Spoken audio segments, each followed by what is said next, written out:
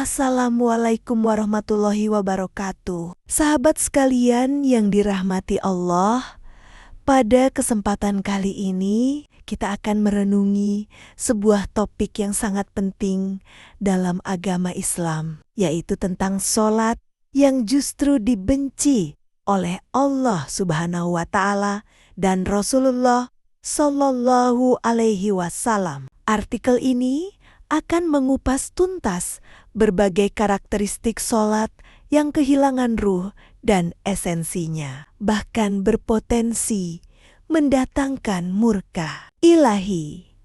Mari kita simak bersama agar kita dapat introspeksi diri dan senantiasa berusaha untuk mendirikan sholat yang khusyuk, tumaninah, dan sesuai dengan tuntunan syariat. Sholat sebagai rukun Islam yang kedua, merupakan tiang agama dan mi'raj bagi seorang mukmin. Ia adalah jembatan komunikasi langsung antara seorang hamba dengan Robnya. Sebuah momen suci di mana jiwa berbisik dan merendah di hadapan keagungan Ilahi.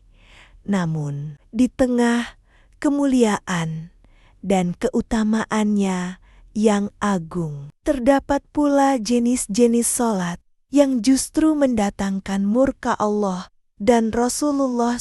Sholat-sholat ini, meskipun secara lahiriah memenuhi gerakan dan bacaan, kehilangan ruh dan esensinya, bahkan berpotensi menjadi bumerang bagi pelakunya di dunia maupun di akhirat. Narasi ini akan menggali lebih dalam tentang karakteristik sholat-sholat yang dibenci tersebut, merujuk pada Al-Quran, hadis-hadis Nabi, serta pandangan para ulama. Tujuannya adalah untuk memberikan pemahaman yang komprehensif agar setiap muslim dapat introspeksi diri dan berusaha untuk senantiasa mendirikan sholat yang khusyuk, tumaninah, dan sesuai dengan tuntunan syariat. Pertama, sholat orang munafik, ria, dan lalai. Salah satu jenis sholat yang sangat dibenci Allah dan Rasulullah adalah sholat yang dilakukan oleh orang-orang munafik. Al-Quran secara tegas mencela sifat mereka dalam surah An-Nisa ayat 142. Sesungguhnya orang-orang munafik itu menipu Allah, dan Allah akan membalas tipuan mereka. Dan apabila mereka berdiri untuk sholat, mereka berdiri dengan malas. Mereka bermaksud ria, ingin dilihat di hadapan manusia. Dan tidaklah mereka menyebut Allah kecuali sedikit sekali. Ayat ini dengan jelas menggambarkan dua karakteristik utama sholat orang munafik yang membuatnya dibenci. Ria, ingin dilihat manusia.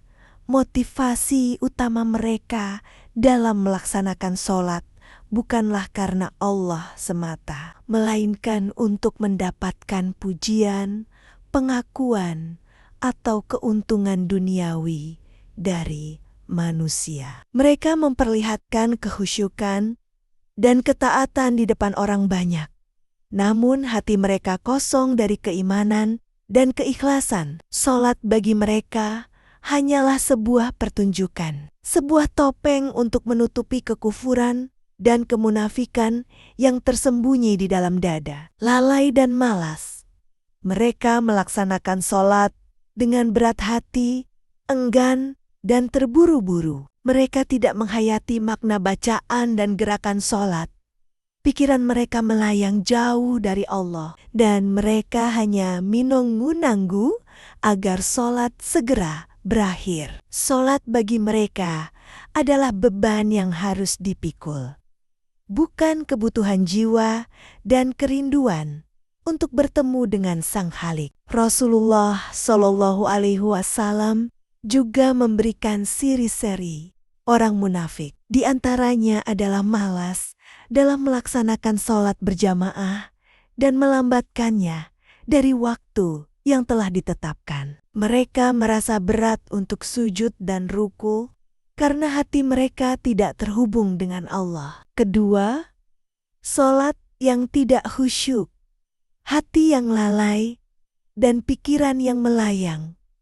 Khusyuk adalah ruh dari solat. Tanpa kehusyukan, solat hanyalah gerakan fisik yang kosong tanpa makna. Allah Subhanahu wa Ta'ala berfirman dalam surah Al-Mu'minun ayat 1-2.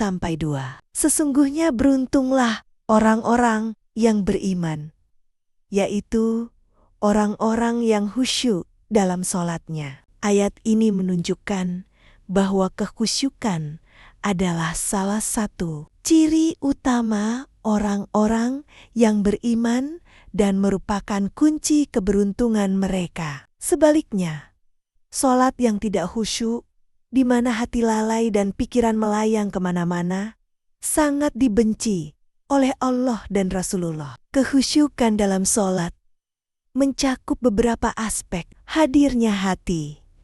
Hati seorang muslim harus hadir sepenuhnya dalam solat, memahami makna bacaan, merenungkan keagungan Allah, dan merasakan kehinaan diri di hadapannya. Fokus pikiran.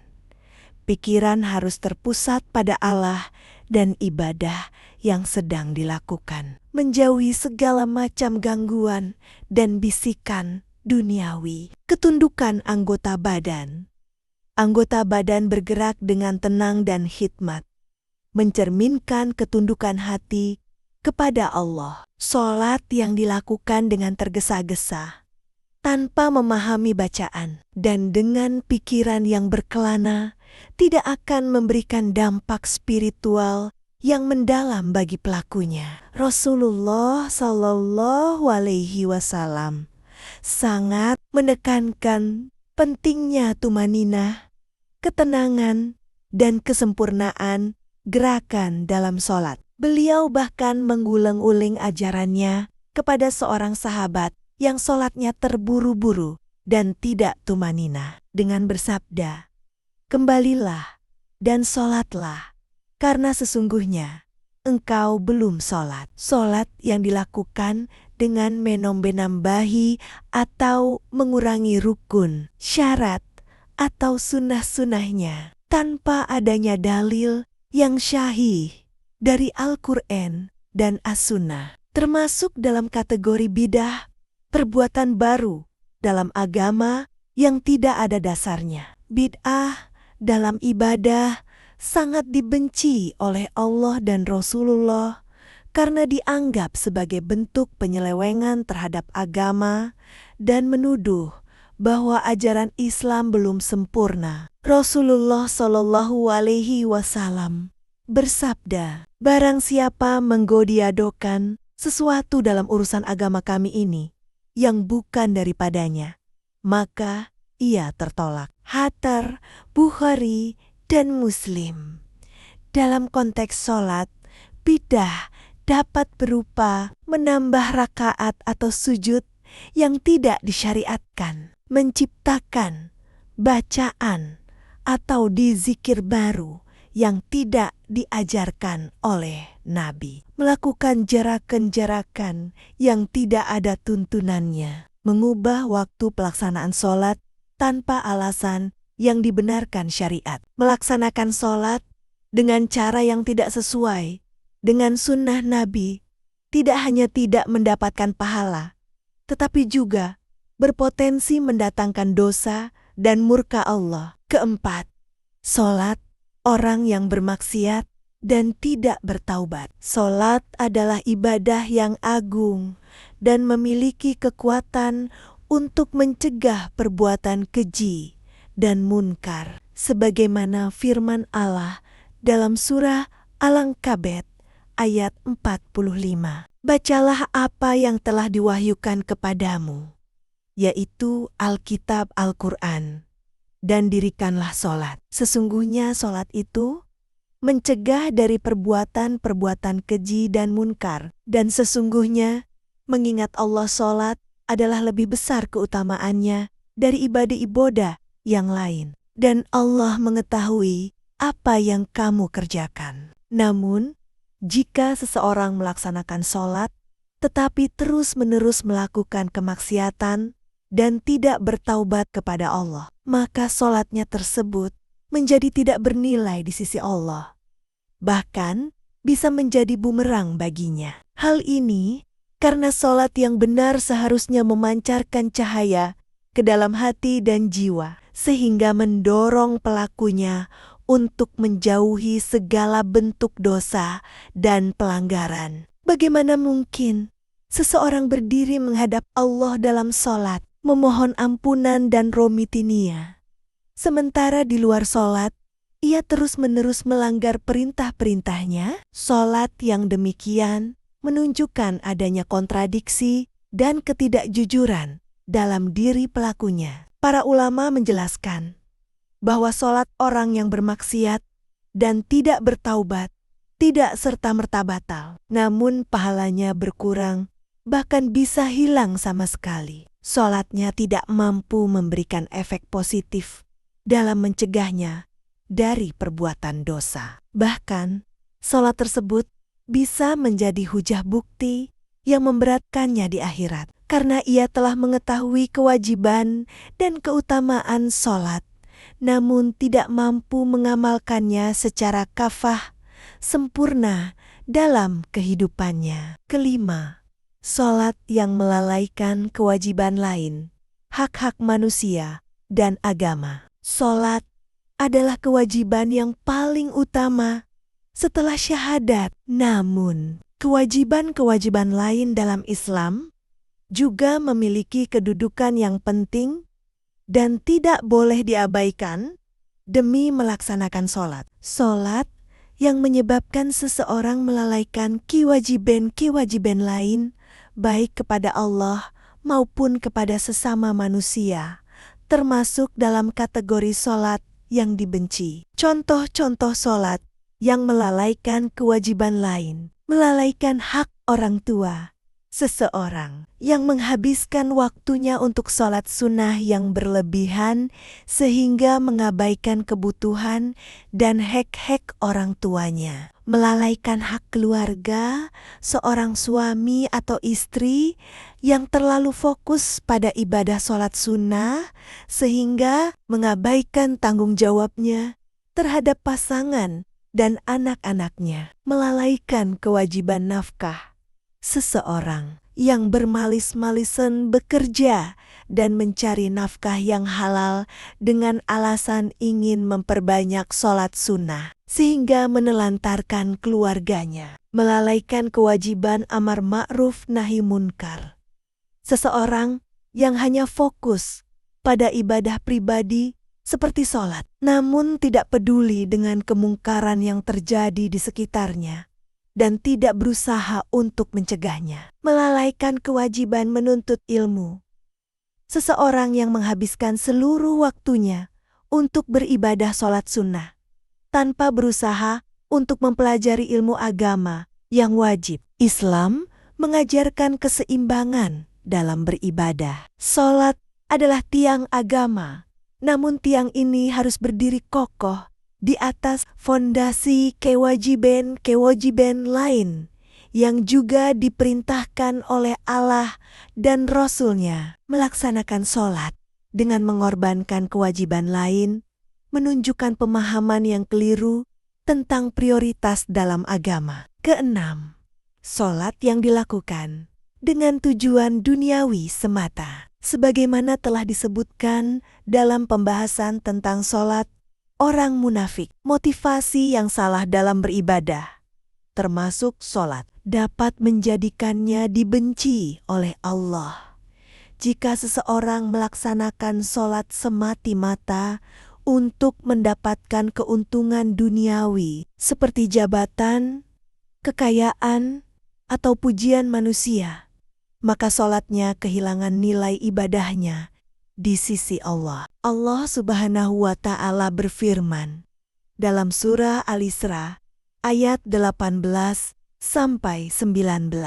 Barang siapa menghendaki kehidupan sekarang duniawi, maka kami segerakan baginya di dunia itu apa yang kami kehendaki bagi orang yang kami kehendaki. Kemudian kami jadikan baginya neraka Jahanam. Ia akan memasukinya dalam keadaan tercela dan terusir. Dan barang siapa menghendaki kehidupan akhirat dan berusaha ke arah itu dengan sanggup-sungguh, sedang ia adalah mukmin, maka mereka itu adalah orang-orang yang usahanya dibalas diridhoi Allah. Ayat ini dengan jelas membedakan antara orang yang beramal dengan tujuan duniawi semata dan orang yang beramal dengan tujuan akhirat. Salat yang dilakukan dengan niat yang ikhlas karena Allah semata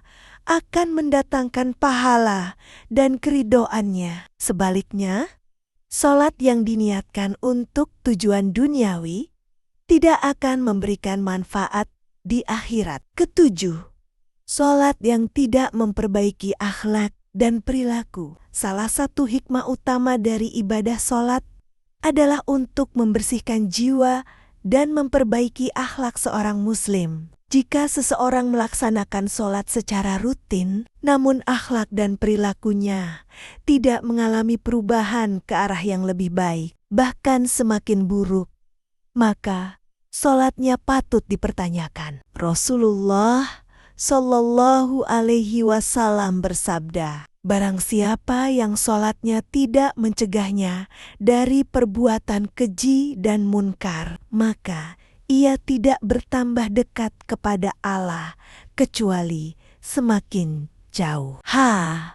Tabrani. Hadis ini memberikan peringatan yang keras bagi orang-orang yang melaksanakan salat namun tidak mampu mengendalikan hawa nafsu dan terus-menerus melakukan dosa. Salat yang benar seharusnya menjadi benteng yang kokoh dari godaan setan dan hawa nafsu. Jika salat tidak mampu memberikan efek positif dalam kehidupan sehari-hari, maka kemungkinan besar ada yang salah dengan cara pelaksanaannya, baik dari segi kekhusyukan, pemahaman makna, maupun keikhlasan niat. Kedelapan, salat yang dilakukan dengan tergesa-gesa dan tidak tumanina. Tumanina, yaitu ketenangan dan kesempurnaan dalam setiap gerakan salat, merupakan salah satu rukun yang sangat penting. Salat yang dilakukan dengan terburu-buru tanpa memberikan waktu yang cukup untuk setiap gerakan dan bacaan tidaklah sah dan dibenci oleh Rasulullah Shallallahu Alaihi Wasallam, sebagaimana kisah seorang sahabat yang salatnya terburu-buru. Nabi Shallallahu Alaihi Wasallam memerintahkannya untuk mengulanginya berkali-kali hingga ia melaksanakan salat dengan tumaninah. Beliau bersabda, apabila engkau berdiri untuk salat, maka bertakbirlah. Kemudian bacalah apa yang mudah bagimu dari Al-Quran. Kemudian rukulah hingga engkau benar-benar ruku dengan tenang. Kemudian bangkitlah dari ruku hingga engkau berdiri tegak. Kemudian sujudlah hingga engkau benar-benar sujud dengan tenang. Kemudian bangkitlah dari sujud hingga engkau duduk dengan tenang. Kemudian sujudlah kembali hingga engkau benar-benar sujud dengan tenang.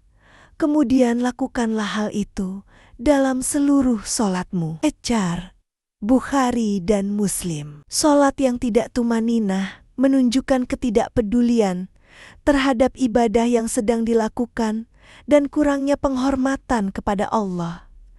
Ia juga mencerminkan hati yang tidak khusyuk dan terburu-buru dalam menghadap Sang Khalik. Kesembilan, salat yang dilakukan hanya sebagai kebiasaan dan warisan turun-temurun. Salat seharusnya dilakukan dengan kesadaran penuh akan keagungan Allah dan kerinduan untuk beribadah kepadanya. Jika salat hanya dilakukan sebagai rutinitas belaka, sekadar menggugurkan kewajiban tanpa memahami makna dan tujuan di baliknya, maka ia kehilangan ruhnya. Banyak orang melaksanakan sholat karena terbiasa sejak kecil atau karena mengikuti tradisi keluarga dan masyarakat tanpa mendalami hikmah dan keutamaannya. Sholat yang demikian cenderung dilakukan dengan lalai dan tanpa penghayatan. Mereka tidak merasakan kedekatan dengan Allah dalam sholatnya dan tidak mendapatkan manfaat spiritual yang seharusnya diperoleh. Islam mendorong setiap muslim untuk memahami setiap ibadah yang dilakukannya, termasuk sholat, dengan memahami makna bacaan, hikmah gerakan, dan tujuan disyariatkannya sholat. Seorang muslim akan dapat melaksanakannya dengan lebih khusyuk dan penuh kesadaran. Kesepuluh, sholat yang tidak berpengaruh pada kehidupan sosial. Sholat yang benar seharusnya tidak hanya memperbaiki hubungan seorang hamba dengan Allah, hablum minallah, tetapi juga memperbaiki hubungannya dengan sesama manusia, hablum minanas. Jika seseorang rajin melaksanakan sholat, namun tidak memiliki kepedulian sosial, tidak berbuat baik kepada tetangga, tidak menolong orang yang membutuhkan, dan bahkan berbuat zalim kepada orang lain, maka sholatnya patut dipertanyakan. Islam sangat menekankan pentingnya keseimbangan antara ibadah ritual dan ibadah sosial. Sholat yang tidak membuahkan kebaikan dalam interaksi sosial menunjukkan adanya kekurangan dalam pemahaman dan pengamalan agama secara menyeluruh. Rasulullah Shallallahu Alaihi Wasallam bersabda, "Tidak beriman salah seorang di antara kamu hingga ia mencintai untuk saudaranya apa yang ia cintai untuk dirinya sendiri." Hatar, Bukhari, dan Muslim. Sholat yang tidak mampu menumbuhkan rasa kasih sayang, empati, dan kepedulian terhadap sesama muslim dan manusia secara umum. Kemungkinan besar adalah sholat yang tidak diterima oleh Allah dan Rasul-Nya. Narasi ini hanyalah sebuah upaya untuk merangkum berbagai aspek tentang sholat yang dibenci Allah dan Rasulullah berdasarkan pemahaman dari samber-samber Islam. Tentunya, pemahaman yang lebih mendalam memerlukan kajian yang lebih luas dan mendalam terhadap Al-Quran, hadis, dan kitab-kitab para ulama. Semoga narasi ini dapat menjadi renungan dan motivasi bagi kita semua untuk senantiasa memperbaiki kualitas ibadah sholat kita.